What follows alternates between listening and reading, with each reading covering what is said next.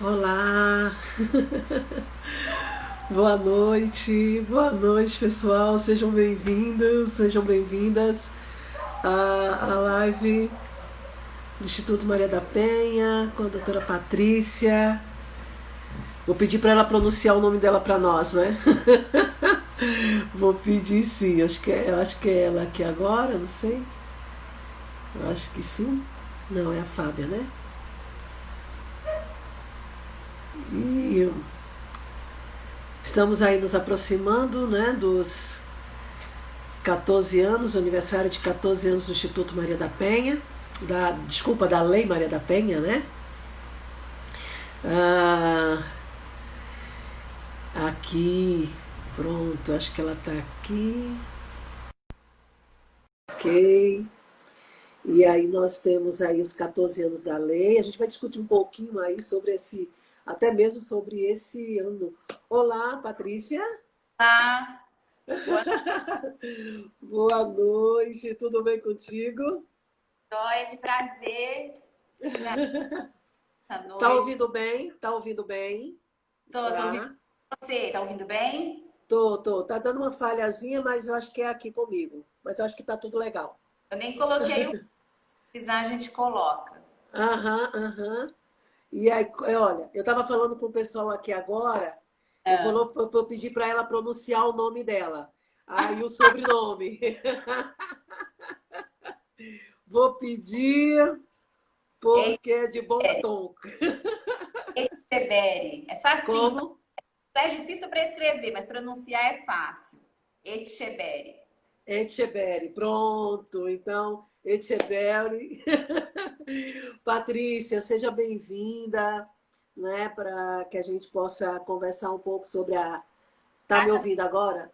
Eu tô tendo você com falha, Patrícia. Eu acho que eu vou colocar meu retorno. Isso.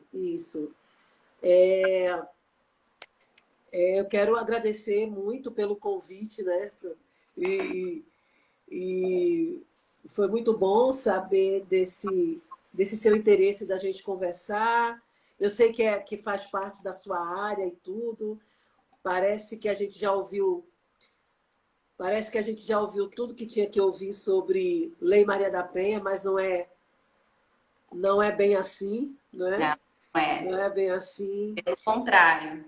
isso, né? E parece que o contexto da pandemia, ela trouxe um choque de informações, né? E desentrosamento dessas informações com relação à lei, à sua aplicabilidade, não é? A própria questão do que ainda, né? O quanto se mexeu na lei Maria da Penha, não é? Ah, as adaptações que ela teve que sofrer, principalmente nesse atual contexto. Acho que é muito importante que a gente saiba, não é? E saber.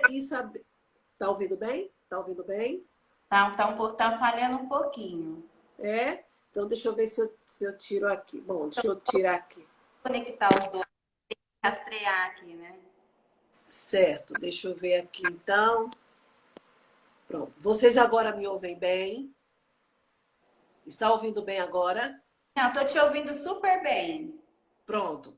Então eu vou tirar aqui e desliguei aqui o ventilador. Então, assim, a, a lei tem só 14 anos, né, Patrícia? E é interessante que esses 14 anos, inclusive, eles precisam ser até revisados para que a gente possa entender algumas situações que nós entendemos que ainda falta um pouco mais de celeridade e mais aplicabilidade da lei. Eu não sei se você lembra, Patrícia, claro que você lembra, que a lei ela é de 2006, mas logo em 2007, não é, ela sofre um problema de insegurança jurídica em razão dos ataques que a lei sofreu, mas houve um ataque de um juiz, né, se não me engano até desembargador, que coloca em dúvida a constitucionalidade da Lei Maria da Penha. Né? E Sim. essa história da constitucionalidade da Lei Maria da Penha, ela passa então a correr, né, com aquele, aquele paviozinho de pólvora, né? Que todo mundo. Será que é constitucional? Será que não é? Será que a questão da isonomia, né? Tal. E ali a lei ela foi, de certa maneira, né, suspensa. E aí a gente só vai ter realmente a legitimação do marco legal da validade constitucional da Lei Maria da Penha em 2012. Você lembra dessa história? Você Lembro, pode falar para a gente sobre isso, do impacto que isso provocou naquele período tão necessário? foi sim, foi um período muito triste, nós sofremos muito, ainda mais nós que enfrentamos de frente o dia a dia da mulher que é vítima e das famílias também. Então nós ficamos na mão de pessoas, né, que não acreditavam na isonomia da lei, que Uhum, ia prevalecer mais as mulheres do que os homens. Mas isso não é só lá não, viu? Hoje em dia também a gente ouve isso muito. uhum, Hoje mesmo eu ouvi, num caso no escritório, falando que acha um absurdo existir uma lei que beneficia mulheres, que o feminismo uhum, não deveria existir. E são uhum. pessoas assim bem formadas, bem relacionadas, médicos e advogados, inclusive também colegas, professores, né? Aham, É um enfrentamento que a gente tem lá atrás, que já vem do berço do machismo, né? Do modelo patriarcal. Então, isso. para a mulher conseguir uma vanguarda, que eu falo que a Lei Maria da Penha é uma lei vanguardista, para mim é a lei mais completa que nós temos no mundo, né? Nós temos duas leis, outras leis boas fora do país, mas dentro do nosso país eu acho a lei mais completa. E hoje em dia, ainda mais, a gente vem com grandes avanços na lei que Uhum, antes nós não tínhamos. uhum, Então, eu acho que o enfrentamento à violência doméstica, muitos falam assim, as vítimas são muitas, todo dia morrem pessoas, mas é mostrando e falando e soltando a voz e a gente reivindicando realmente, é a gente não tendo medo, é a gente encorajando a denúncia das mulheres do Brasil todo e fora do país também, que a gente vê o tanto que a gente ganhou força de 2006 para cá. uhum, uhum, Lembro, Séria, que eu era chamada para dar entrevista bem no comecinho da lei, em alguns programas de TV aqui, e vou até tirar o meu aqui porque o retorno tá bom. E aí eu lembro que primeira coisa que eles me titulavam era de feminista, né? A uhum. doutora Patrícia da OAB, Ribeirão Preto, presidente, feminista.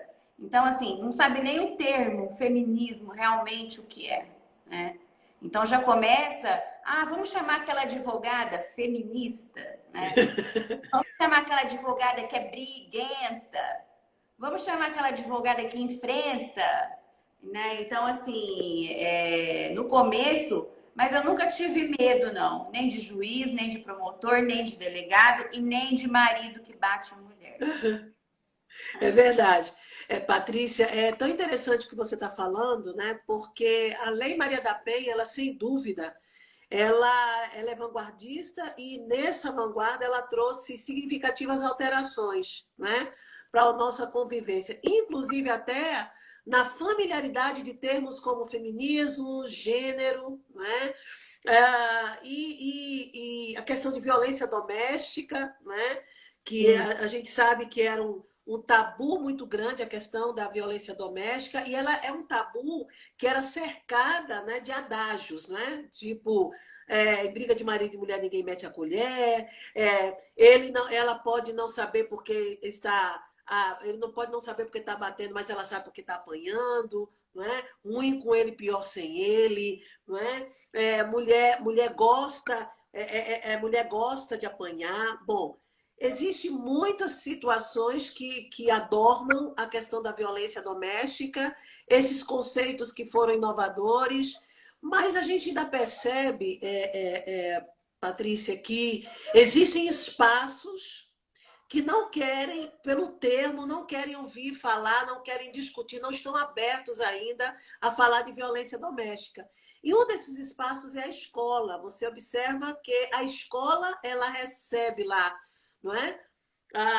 Aquele mundo, né, infinito de meninas e meninos que saem de casa de manhã ou à tarde, muitas vezes até sob os gritos de uma violência que a mãe está sofrendo e eles têm que correr para a escola. Né?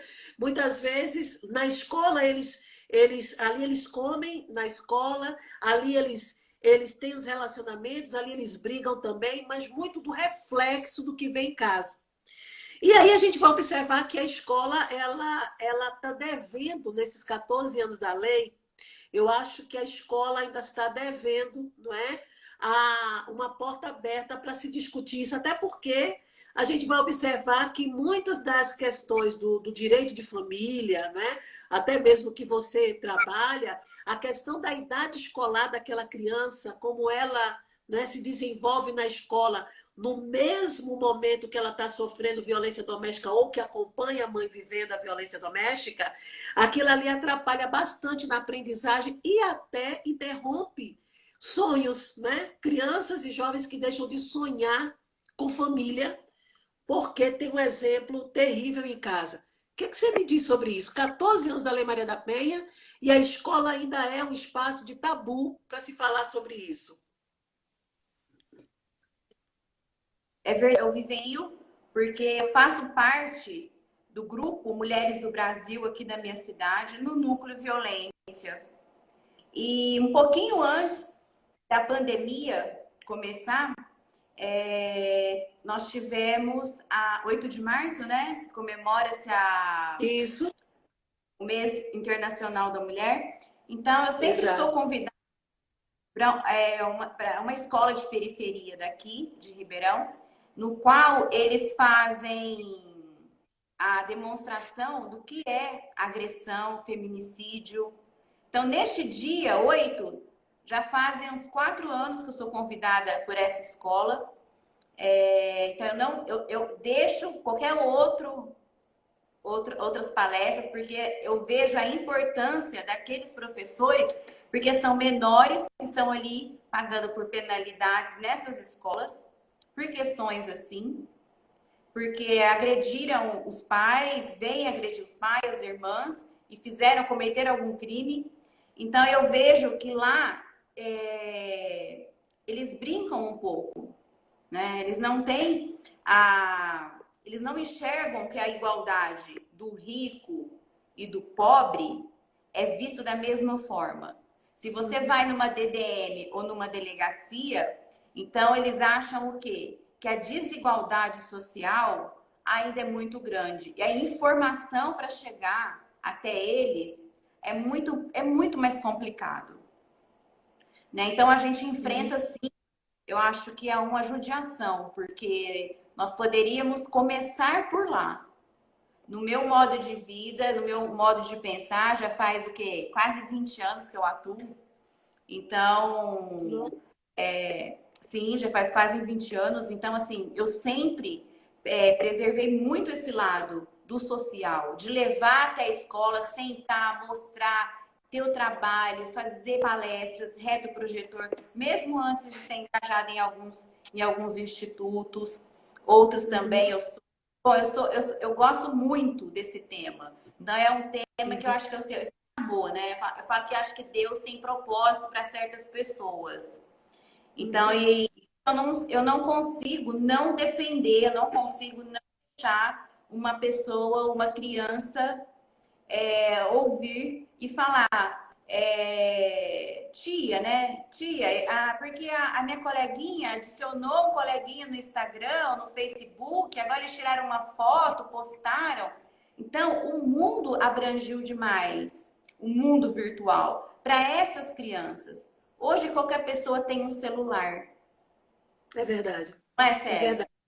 Então, ficou fácil, uma coisa assim, globalizada, muito boa, mas ao mesmo tempo é terrível. Se Aham. você usar Exatamente.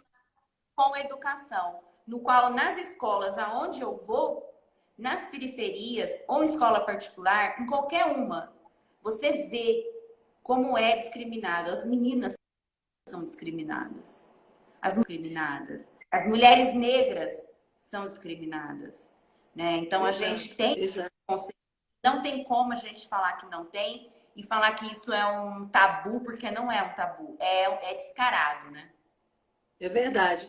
É interessante porque por que que eu comecei com essa questão das escolas? Porque a Lei Maria da Penha, ela está lá no preâmbulo e ela fala de que ela cria mecanismos de prevenção, né? Para prevenir, desculpa, para prevenir, punir e erradicar, né?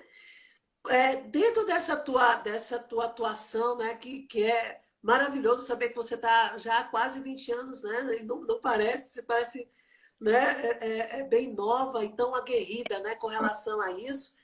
Mas como é que você vê, Patrícia, nesse acesso à justiça, não é? A ideia de prevenção. 14 anos, a lei vai fazer 14 anos. Faz uma breve avaliação sua sobre as estratégias de prevenção que nós utilizamos, né, que a política pública utiliza, né, os equipamentos da Lei Maria da Penha como instrumentos de prevenção, não é, à violência. Você acha que a gente está dando conta? Você acha que essa rede está fortalecida? Todos estão engajados? Você acha que alguém, né? Alguém deixou no meio do caminho de segurar esse piano de caudas e tá vendo desfalque? Ou tudo é por conta só da pandemia, que antes estava tudo bem? Não, infelizmente não, né? Infelizmente. Eu queria estar aqui falando só coisas boas, maravilhosas, mas nós sabemos, nós que trabalhamos no dia a dia com a Lei Maria da Penha, e com a violência doméstica e familiar e todos os tipos de violência, a gente sabe que, na verdade, se eu falar da minha cidade, onde eu estou, eu sinto privilegiada, porque nós temos uma vara especializada, uma juíza muito competente e uma delegada também. Então, assim, se eu falar daqui da minha cidade, eu posso só tecer elogios. Nós temos Patrulha Maria da Penha, nós temos uma grande rede envolvendo. Agora, se você vê o Brasil, infelizmente não. Nós não temos um avanço, né?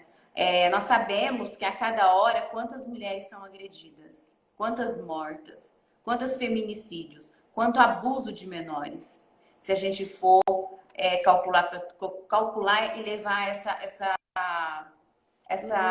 fortaleza, a lei é uma fortaleza, mas precisa de muita ajuda, precisa de muita voz, precisa de muita gente engajada.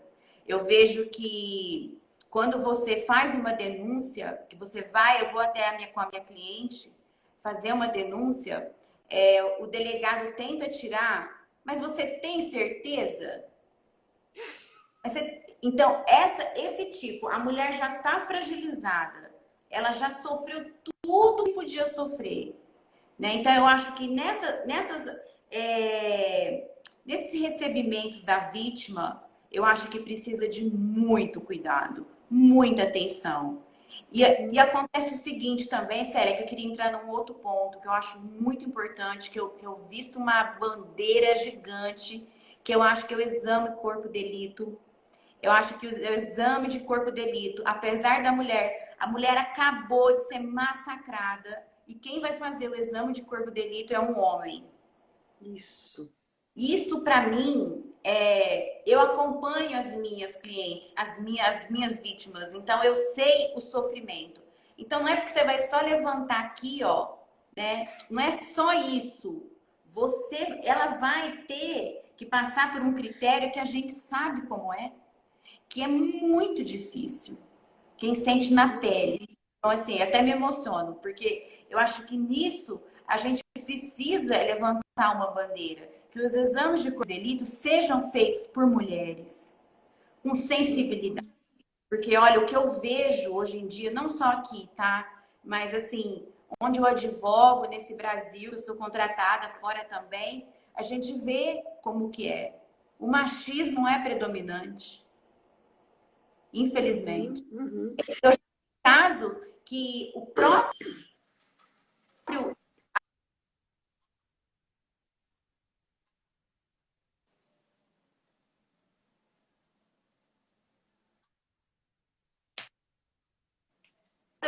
instituição que tem que proteger fala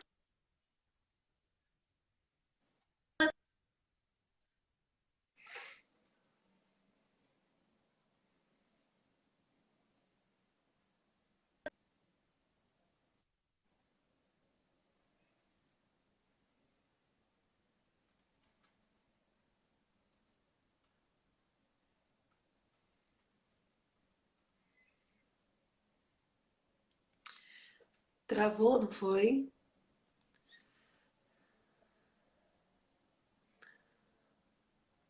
Deixa eu ver aqui. Só um momento. Acho que travou, Patrícia. Ai, foi, travou. Oi, vocês estão me ouvindo bem? Vocês estão me ouvindo? Ah,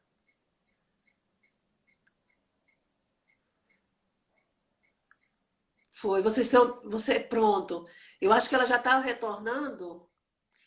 E aí, para quem está chegando agora, gente, nós estamos justamente falando sobre essa questão da Lei Maria da Penha. E na questão da Lei Maria da Penha, o que a gente está discutindo? A gente está discutindo alguns aspectos que nós achamos que deve ser modificado.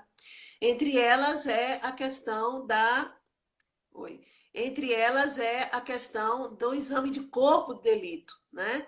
O exame de corpo de delito, a, a qual nós achamos que eles não são, né, bem feitos, né? Muitas vezes até constrangendo a mulher, porque quando a gente vai ver o médico, né, que vai fazer o exame de corpo de delito é um assim, homem, né? E aí, Patrícia, eu estava justamente recuperando essa ideia aqui com o pessoal, né? E falando o seguinte, Patrícia, dentro disso que você está falando, eu sinto muita falta do engajamento dos estudantes de medicina. Né? Você viu que agora, essa história agora da Covid, né, por exemplo, muitos que estavam terminando o tempo de residência, né, faltando 3 meses, 4, né, tiveram que acelerar um pouco a sua formação, né, para concluir, para serem diplomados e já atuarem, né, nessa grande rede de enfrentamento, né, da pandemia. Mas mesmo assim, Patrícia, a gente observa que, dando esse momento desses 14 anos da Lei Maria da Penha, ah, se colocou muito, né, que as mulheres vítimas, né, principalmente a violência física, ela necessitava muito de um cuidado melhor. A gente, por exemplo, a gente não sabe qual é a avaliação que os médicos ginecologistas têm, né, das mulheres que são violentadas, né? A gente está vivendo aí um período de violência sexual marital, né? A gente tinha uma ideia de que a violência sexual era apenas de fora, de um estranho, de matagal, de não sei o quê, mas não é, né? Não é só isso. não é. E o exame de corpo de delito também, né? Entre outras situações, a gente sente falta, não é, do engajamento das universidades, principalmente das faculdades de medicina, não é, com relação a essa aproximação. A gente sabe que uma faculdade de medicina inteira não deve cuidar só de violência contra a mulher. Mas você não acha que está faltando um melhor entrosamento entre essa formação universitária, seja na área de saúde, na área de humanas, né? E essa questão da violência? Você tocou num ponto muito importante, porque nós, que da OAB, nós tivemos uma conversa muito séria a respeito disso, porque começam no trote mesmo, no trote com as meninas que já Isso. passam para a medicina o tipo de trote. Então, assim, já começa aí a agressão, uma violência com as mulheres. Então, assim, a partir do momento que você começa um curso já passando por esse tipo, nós tivemos casos sérios aqui na nossa cidade, já acompanho casos fora também.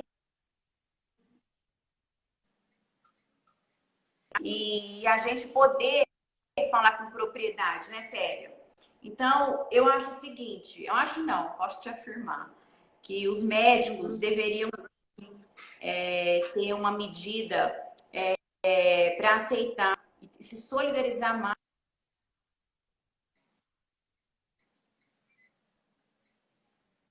Caso não ocorre isso, infelizmente não ocorre. Uhum.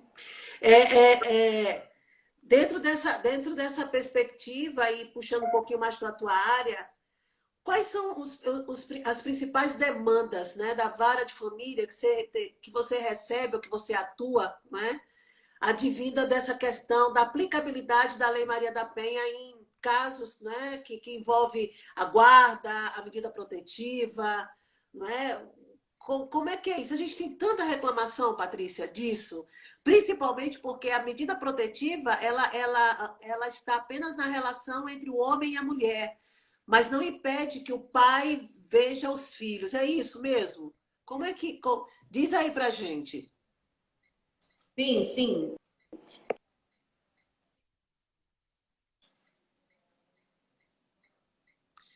Acho que Não está se travando, escolhe que uma está gente travando.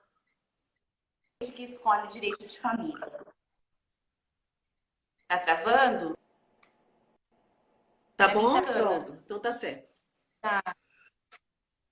É Ok. assim, eu falo que o direito de família é que escolhe a gente. Não é a gente que escolhe o direito de família. Porque para a gente trabalhar com Uhum. família é muito complexo. E a gente não vai torcer, né, para a gente querer desunir uma família ou tirar um pai de ver um filho e vice-versa. Certo. As mulheres casam, os homens casam, enfim, para viver isso para sempre. Mas acontecem esses incidentes. Eu posso te falar que nos meus processos, no meu escritório, 90% são vítimas de violência. Então Uhum. ainda é grande. Eles usam e manipulam o tempo todo as crianças. É Infelizmente, nas verdade. visitas, atacam as mães, xingam. Numa última audiência eu tive, porque assim, eu quero deixar muito bem claro assim, sabe, Célia? Porque a Lei Maria da Penha, a gente faz o quê? A primeira coisa, a gente vai com a medida protetiva. Mas dentro da medida protetiva, nós temos o quê? O enquadramento da violência, da ameaça, do patrimônio, nós temos vários crimes tipificados no Código Penal. Então, a Uhum. partir do momento que a gente já chega para fazer uma audiência, o ex-marido, que a gente vai fazer o divórcio, ela e já faz assim, ó. Eu acho que só o fato dele levar a boca e já fazer isso, sabe? Eu acho que isso já é uma Entendi. ameaça. É uma ameaça. Com certeza. Com Quantas vezes certeza. eu já fiz audiência para constatação das medidas protetivas aqui, que eu pedi sim que o agressor não fosse desalgemado, olhassem as coisas deles. Porque eles andam armados, eles usam faca, canivete, eles tentam, acima de tudo, prejudicar a vítima. Quantas vezes eu já fui ameaçada e já fiz boletim de ocorrência. Imagino. Eu falo, a gente não tem que ter medo.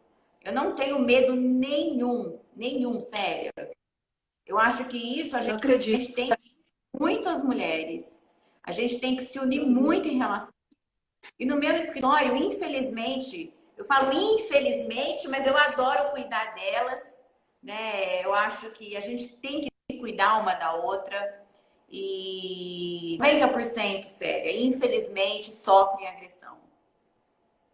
90%. E essa e quando nesse E não período, classe Patrícia, social. É muito importante falar também. Não tem classe social. São exato, todos os tipos de. exato. É, é, Patrícia, a gente viu que Quase. esse período de pandemia, muitas famílias se juntaram, né? Muitas famílias se juntaram. E aí, muitas vezes, ela já sofria ela já sofre a violência, né, do autor, né, do companheiro.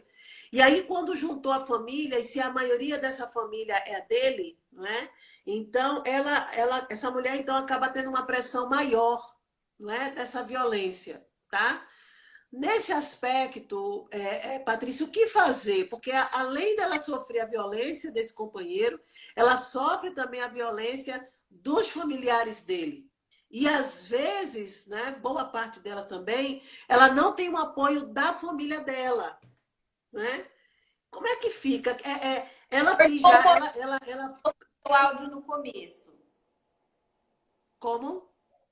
Cortou um pouco a sua pergunta no começo. Eu quero saber o seguinte: você sabe que nesse período de pandemia, muitas famílias se juntaram, né? E aí, além de sofrer a violência Sim, dele, né, sim. do autor, ela também começou a sofrer a violência da parentela. E que tipo de violência? Muitas vezes a violência é o seguinte: cala a boca, né? Não fala nada não, não responde, deixa isso para lá, não é isso? Ele está nervoso. Só que no momento de distanciamento social, né, e tudo, isso acaba sufocando demais essa mulher, né?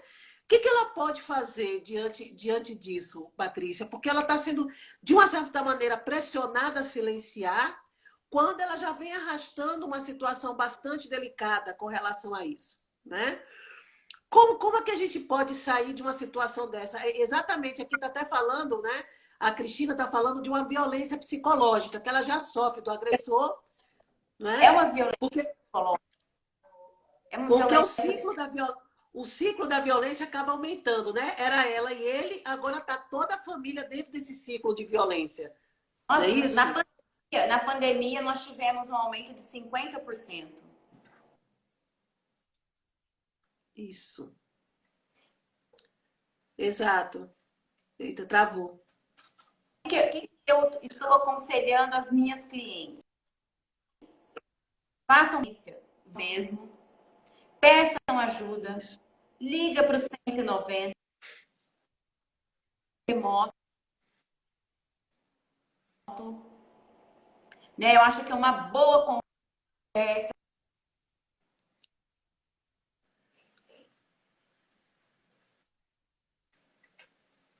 chamar, ir lá, conversar, resolve também bastante coisa, colocar.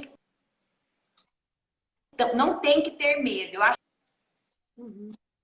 que o medo, vencer o medo, rompe muitas barreiras. O que se sonha junto torna-se realidade.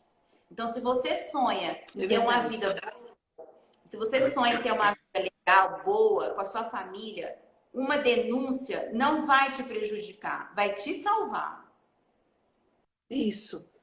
Isso, exatamente, exatamente. Dentro dessa perspectiva, Patrícia, você tem como dizer para a gente, olha, a Maria da Penha ela levou 19 anos e 6 meses para que a justiça chegasse até o fim, não é? De todo o processo. Como é que estão esses processos hoje? Ela faz a denúncia e tal, e aí vai para as audiências. Como é que está hoje essa questão, não é? Eles estão ficando mesmo presos? Como é que está esse controle, não é? Do jurídico. Os casos estão chegando até o fim. A gente corre o risco de ter uma outra mulher que espere 19 anos e 6 meses para poder ver a lei sendo devidamente aplicada? É o seguinte, pode dizer que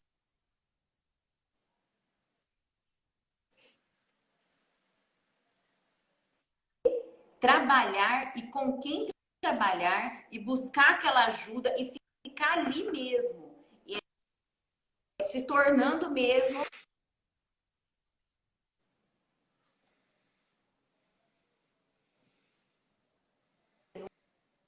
Você não pode, hoje, por exemplo, nós sabemos,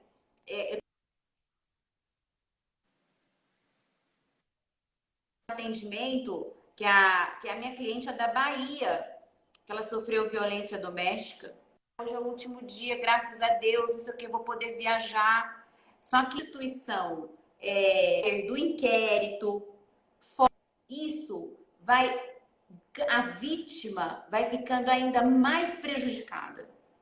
Então, neste lado, eu acho que os juízes e as varas competentes de vítimas de violência doméstica teriam que ter, né? Mais agilidade processual.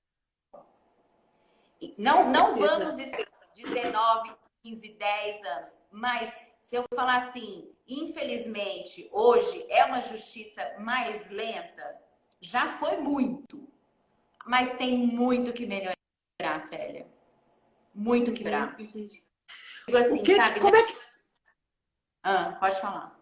Não, eu queria saber o seguinte, como é que se acelera dentro do... para cumprir todo o trâmite, como é que se acelera um processo desse de violência doméstica com toda a constatação dos fatos que estão lá nas peças, tudo direitinho? É Porque assim, eu me lembro que a OEA, no relatório da OEA, ela coloca que o Brasil, o Estado brasileiro, ele é tolerante às práticas de violência. E isso, eles chamaram muita atenção do próprio percurso judiciário, não é? E aí a gente observa o seguinte, qual é, eu vou falar do que eu vou nas comunidades e as pessoas perguntam, professora, quanto tempo, quando a gente faz a denúncia, tudo, ele fica preso mesmo ou não é para ficar preso? Ou é para ter como é? A tornozeleira eletrônica, ele vai preso mesmo? Ele fica preso ou ele não fica preso? Não é? Ou ele só fica preso quando mata? Não é isso? Então, quando, as pessoas ainda têm dúvida sobre esse processo de afastamento, não é? Judicial do autor da violência e da vítima. E daí muitas ficam com medo, né? Então, os processos chegam ao fim, a condenação de 3, 4, 5 anos, 6, tem aquela história ainda de cesta básica, de pena alternativa, pode ser aplicado pena alternativa para autor de violência doméstica? Então, acontece o seguinte, nós temos a prisão em flagrante, né? Nós sabemos que nós podemos pleitear a prisão em flagrante em casos que tipificam a lei. Mas na prática mesmo, vamos falar aqui sem ser no juridiquês, né? Falando para o pessoal mesmo que não é advogado, que tem um monte de gente aí que eu estou vendo que está sendo, tem clientes minhas aí. Então a gente sabe que infelizmente a gente tem que ser aquela carne de pessoa de ficar no promotor e no juiz. Então um advogado que vá trabalhar nessa causa, você tem que casar com a sua causa. Você tem que ir para sua cliente, olha, vamos trabalhar juntas, estamos juntas, eu estou com você. Então, qualquer horário, você pode me ligar. Qualquer horário eu estou aqui com você. Então, a gente tem que... Eu acho que o primeiro passo é passar cliente. Infelizmente, Célia, eu não vou falar para você que todos ficam presos. Não. Tá? Nós sabemos que existe medidas para poder retirá-los. Nós sabemos que existe defesa do outro lado. Nós sabemos, sim, que conseguimos, às vezes, porque ele tem um porte de arma, ou porque ele já é reincidente, mas, mesmo assim, o tempo que ele permanece preso não é tanto como gostaríamos que fosse. O julgamento é um julgamento que não agrada e não é como deveria ser, realmente terem a atitude e o reconhecimento. Não estou desencorajando, não quero desencorajar.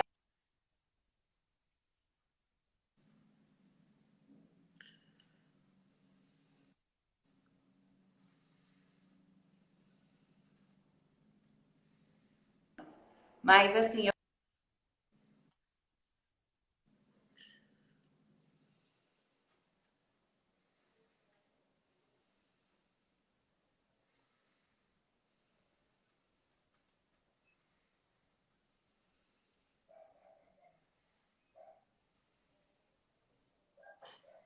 Entendi.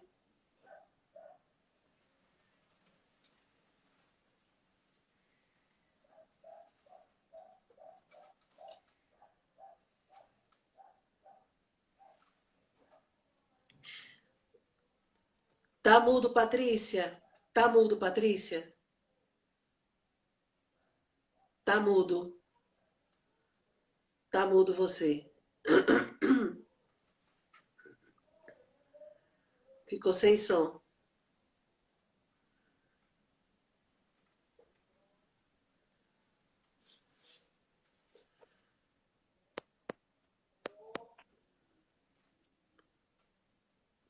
Oi, estão ouvindo agora?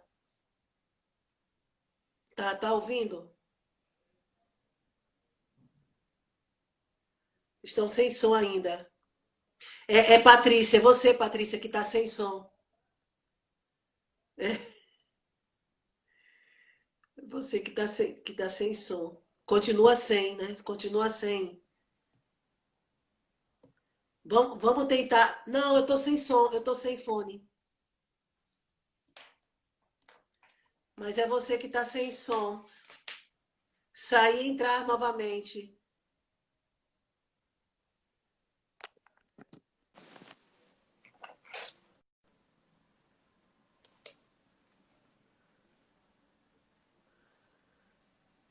Dá para ouvir melhor agora? Tá ouvindo bem agora? É só o meu áudio que tá ativo, mas o seu não. É o seu que tá sem som, Patrícia. É o seu que tá sem som. Você quer sair e entrar de novo?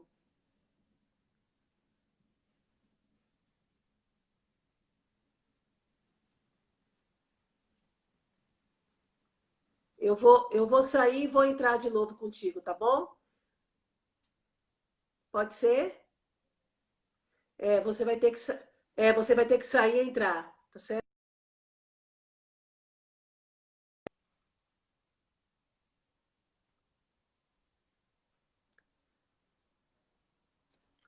E aí, pessoal, vocês estão me ouvindo bem agora? Tá todo mundo me ouvindo bem? Ok. A Patrícia vai entrar de novo, e aí a grande questão agora, a gente já vai partir para finalizar,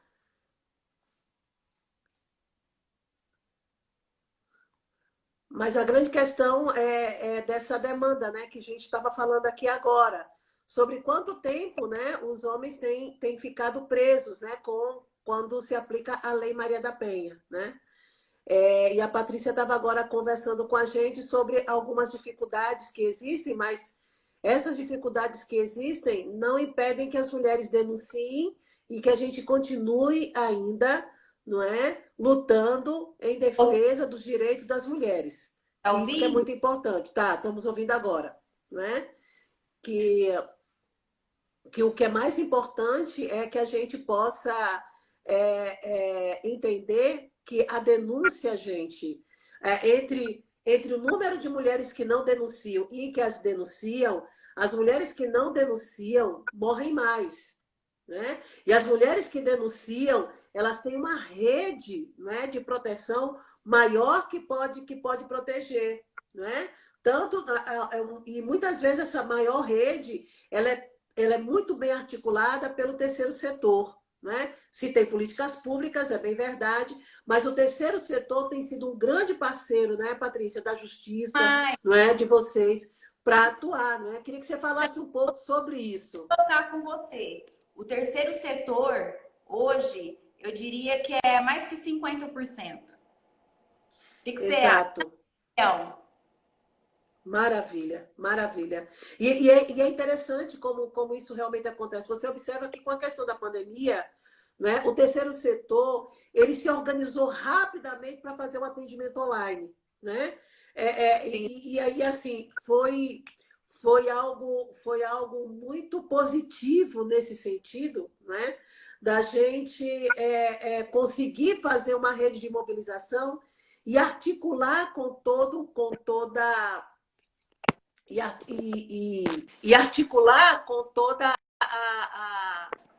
o país, né, para poder fazer esse trabalho. Quando a gente está falando de terceiro setor, pessoal, nós estamos falando das ONGs, né? Nós estamos falando das organizações não governamentais, como o Instituto Maria da Penha, não é? Como tantas outras instituições que atuam, né, na defesa do direito da mulher, não é? E que ajudam mulheres nas comunidades, e que promoveram muitas lives, não é? E que realmente começaram a atender as mulheres em situação de violência, pelo menos como canais de comunicação e articulador, né? Da vítima, ok? A justiça, porque a vítima muitas vezes ela pensava o seguinte: não está me ouvindo? Agora você não está me ouvindo. É só a Patrícia que não está me ouvindo? É isso? É só a Patrícia que não está me ouvindo?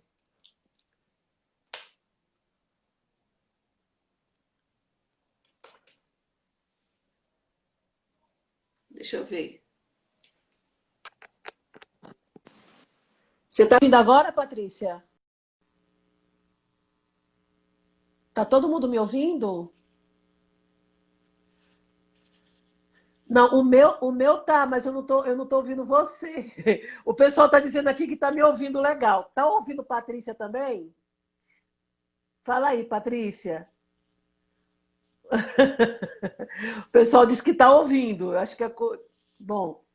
Então, o pessoal tá dizendo que tá normal, que tá ok. Então, o que eu tô dizendo é exatamente isso, né?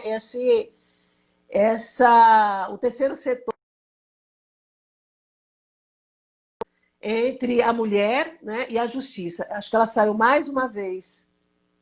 Ela saiu mais uma vez. O som da Patrícia não estava saindo, né, gente?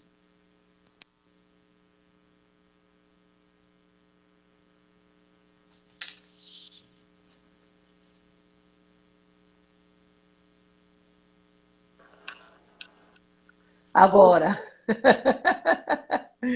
Nossa, Agora. então, Deus, Eu acho que a gente vocês vai. olham, olha os Que horas aqui são aí? Que na nossa horas live, são aí, Patrícia? Que só horas que eu são sou aí, mais Patrícia? querendo que a nossa live caia. Não é? Vê só. Que horas são aí, Patrícia? Deixa eu ver. 7 para as 8. Ok, a gente vai ter agora uma live agora pelo Instituto, mas eu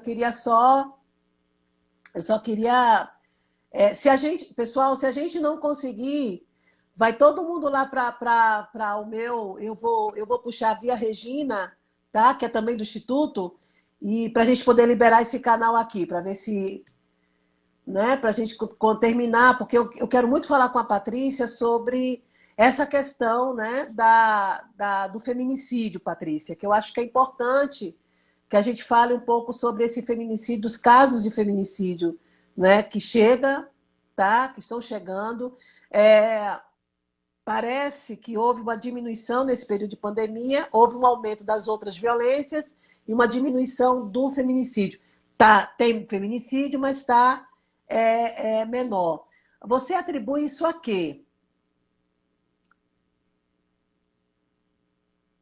A questão do feminicídio.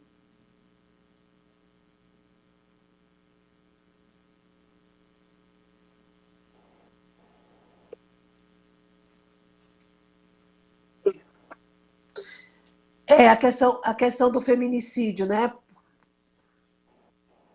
A pergunta foi em relação a indigna de se dizer. Trabalhamos muito.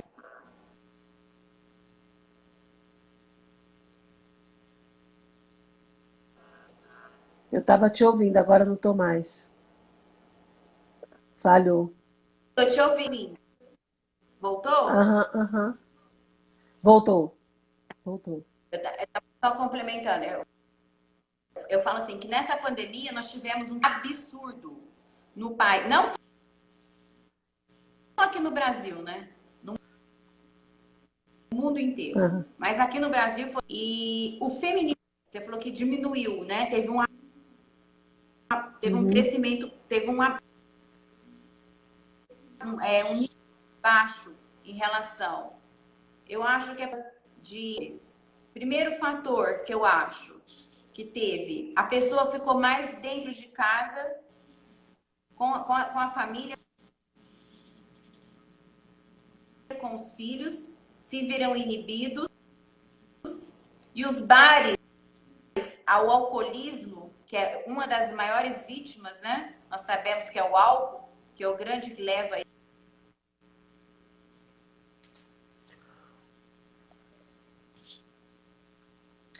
Eu vou para outra página. Eu vou para outra página porque realmente está falhando muito. Aí a tua parte, Patrícia, você que tá falhando muito o teu áudio. A gente vai sair e eu vou entrar como Regina Célia e vou te chamar, tá bom? Tá certo? Deixa eu terminar aqui.